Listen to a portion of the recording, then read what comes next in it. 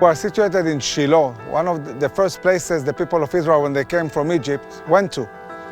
The first thing we see when we go in, the 12 tribes. And here in Shilo, you can find the remains telling the story of the people of Israel that came here for 369 years, every single year.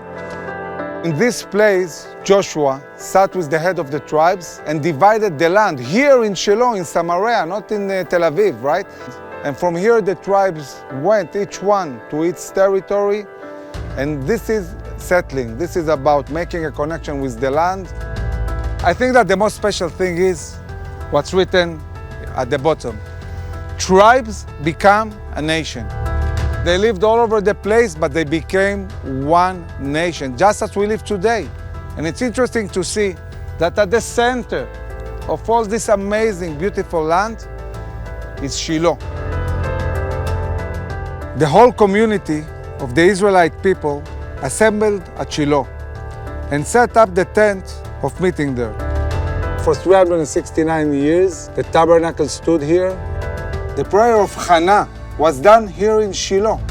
Shilo basically became the capital of Israel for a very, very long time, until the days of King David.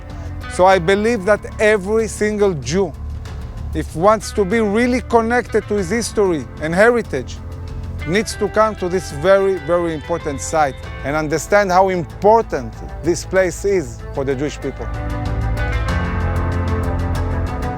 We are sitting here exactly in the place where the ark stood, where the Mishkan. Mishkan in Hebrew means the place where God dwells, the place where God resides.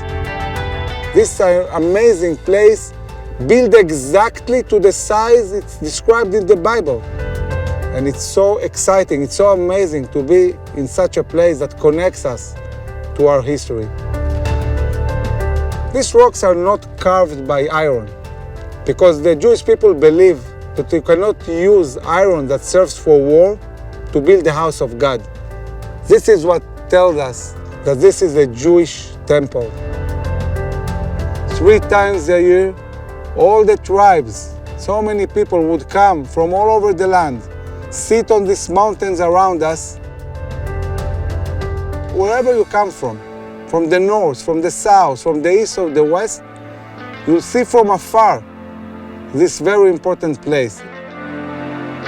When you look around, everywhere, you find these jars, all of them dated to the days of Shilo. This is our connection. This is why Shilo is such an important place.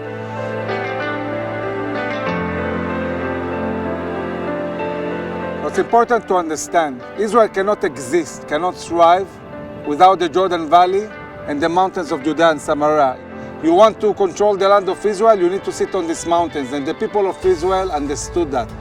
In these mountains, this main road was the road that our forefathers moved all around, from south to north and north to south.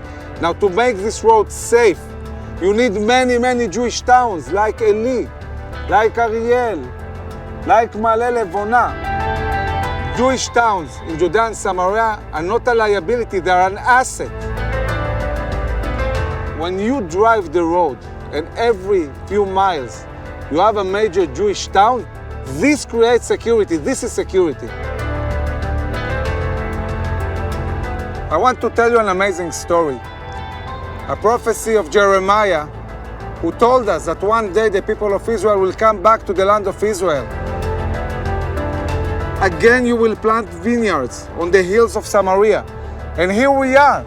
20 years ago, there was no single one vineyard in those mountains. And now, we the Jewish people have come home. We are planting vineyards, we are producing wine. This is really, really exciting. And I encourage every one of you to come and visit this amazing place and be part of this fulfilling of a great, great prophecy.